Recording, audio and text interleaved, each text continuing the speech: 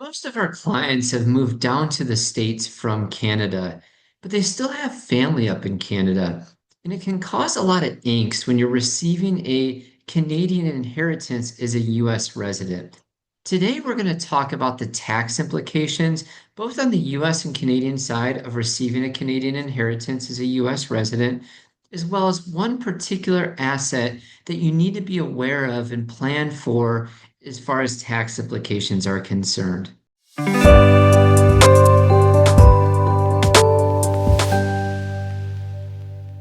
my name is Brian Haggard. I'm a certified financial planner, chartered financial analyst. I'm the founder of RetireMitten Financial. We help simplify your cross-border retirement. And one of the things that the topics that we go through with all of our clients is estate planning. Here in the US, we want to make sure that they have a solid estate plan to make sure that the people they want to receive the money upon passing get that money. However, for a lot of our clients, they still have family up in Canada, and one of the big questions that we get all the time is what happens if mom and dad pass away up in Canada, or if I have another family member that passes away up there and I receive an inheritance? Today, we're going to talk a little bit more about that situation, and we're going to run through an example of a client that unfortunately his mother recently passed away and how he was affected financially by receiving an inheritance from a Canadian here in the States. So let's talk a little bit about the inheritance rules if you're a Canadian resident and you pass away, right? So the nice thing in Canada is there's no estate or death tax in Canada. Here in the US, we do have a death tax. The exemption is very, very high, so most people aren't subject to it. But in Canada, there is no estate or death tax. So your your family member who passes away isn't necessarily going to be subject, and you're not going to necessarily be subject to any estate or death taxes in Canada. And the other nice thing is that the US is not going to tax you on receiving a Canadian estate. Now, you probably are going to need to fill out a tax form if the estate that you inherit is over $100,000. There's a form called Form 3520 that you just let the government know that you receive this inheritance, that you receive this money from a Canadian estate, but you aren't going to be taxed on that here in the United States. Now, in Canada, how it works is when you pass away, if you're the final spouse to pass away, if you're single, then it's like you withdrew all of your registered accounts. So like your RIFs, if you have any liras, RSPs, it's like you withdrew all of those the day before you passed away. And if you have any non-registered accounts, homes, cottages, stocks, it's like you sold any of those assets the day that you pass away. And so, although in Canada there's not a death tax or an estate tax, there can be some relatively hefty taxes due upon passing away because all of that money gets included on that descendant's final tax return. And so typically what we see when somebody passes away up in Canada is there's an initial distribution that goes out to the different family members who are listed on the will or beneficiaries of the account. And then after the taxes are completed for that year, then there's a final distribution. Once those taxes are paid, then there's a final distribution, and that goes out to those heirs after that situation. So we usually see two different types of distribution. Now, one thing I will kind of advise against is US residents being executors of Canadian estates. You can do it, but it can cause some legal and tax complications. We typically advise our clients, if they're here in the US, to have somebody up in Canada be an executor of a Canadian estate as opposed to our clients if they're US residents. So let's go through an example of one of our clients that recently he had a mother pass away up in Canada. And let's talk a little bit about what kind of taxes were actually due with the estate, what happened, or what did my client have to deal with as well. So his mom had a 650,000 Canadian dollar estate. 400,000 of that was from a primary home, 150,000 was from a RIF, 75,000 was from stock that she owned, and then 25,000 was in a cash and a savings account. So let's go one by one and kind of talk about these different situations and tax-wise, what that might mean for somebody up in Canada. First and foremost, for a lot of people, the biggest asset that they inherit or they pass away with is their primary home. And the nice thing about in Canada is there is an exception if you sell your primary home that you don't have to pay taxes on it. You typically don't have to pay taxes on it. And so for a lot of people, passing away with a primary residence doesn't really cause much or any of a tax burden, either up in Canada or for our US residents either. And that is a nice part of this. For a lot of people, that's a big part of their estate. Now, we talked a little bit about how qualified accounts do have a deemed distribution upon passing. So in this example, his mom had a $150,000 RIF still. Well, she passed away here in 2025. And so on when she files her 2025 taxes, even though she's been passed away already, when she files her taxes, that $150,000 withdrawal from her RIF will have to be included on those taxes, and those taxes will need to get paid. Again, that's one of the reasons we see an initial distribution of assets upon somebody passing away, and then a secondary distribution after April, May timeframe after those taxes have been filed and they know how much taxes are due. And then there's that second distribution. So that RIF would have to be included as just ordinary income on that final tax return of the deceased.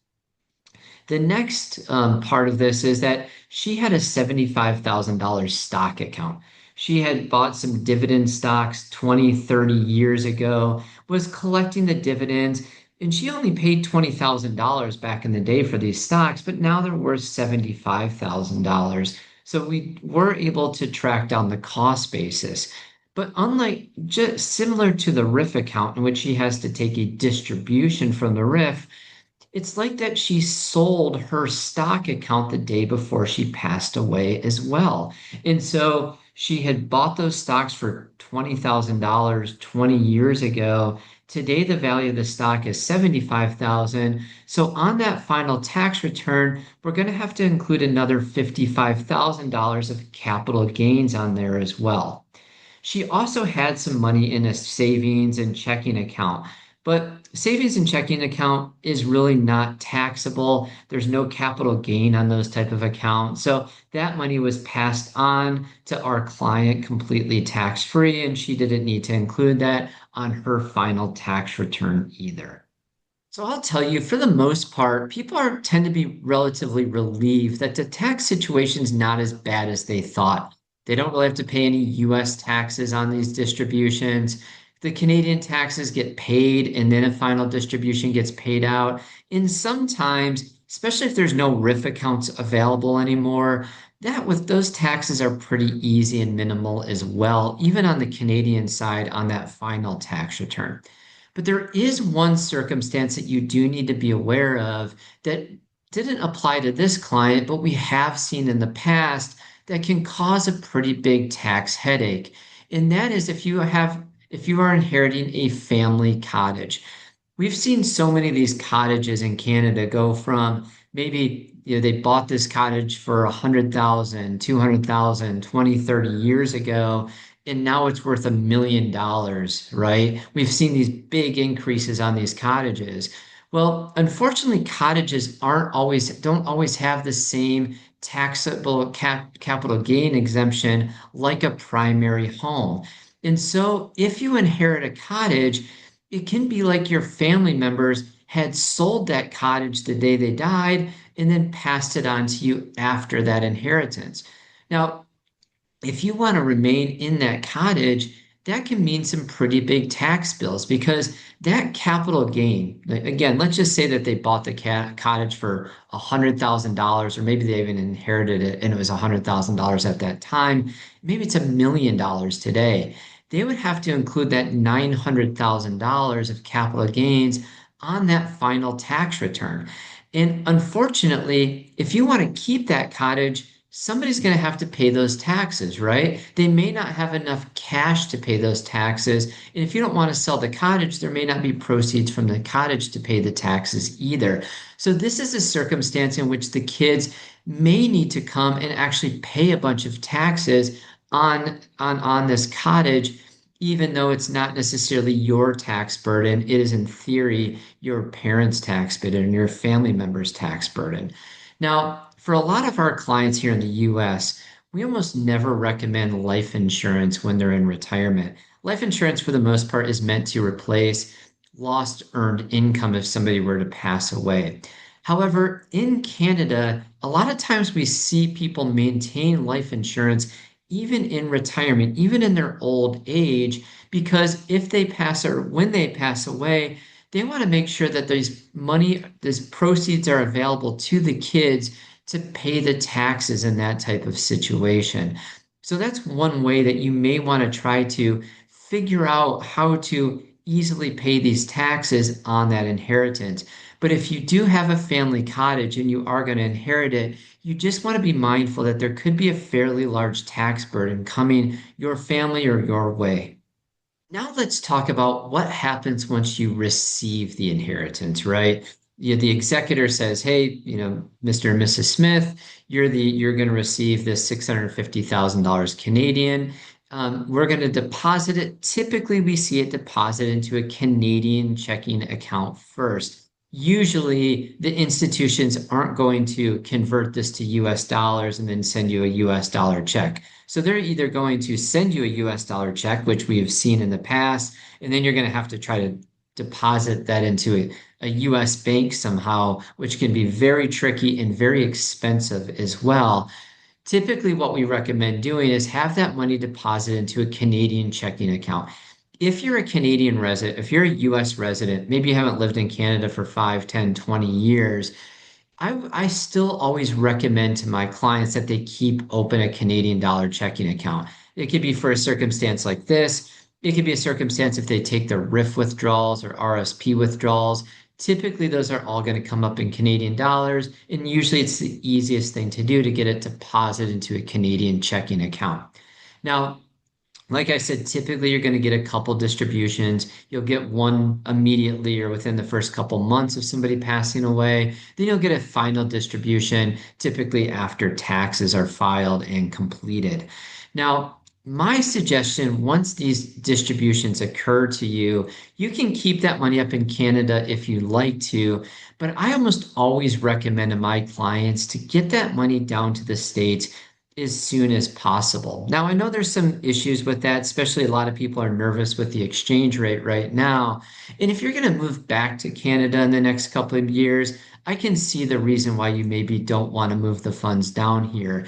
But for most people, especially if you're staying down here in the States long term, it tends to make sense to just keep the money down here and bring it down here. And the reasons why that is, here in the States, you're almost always going to have way more investment options.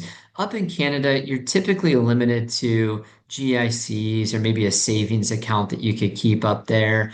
But down here in the States, the options are much better.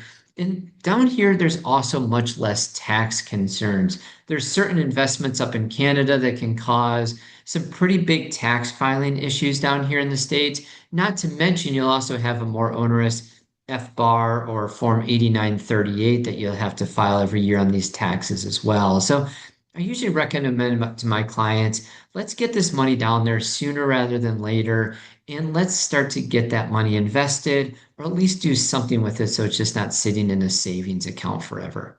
I realize receiving an inheritance from a Canadian estate is not the easiest or best thing to talk about, but it is important that you know what that entails. Cross-border financial planning can be pretty complicated, and we're here to help. If you have any questions, you can go to our website, retiremitten.com, and schedule a complimentary consultation. Thanks so much for listening. We look forward to speaking with you soon.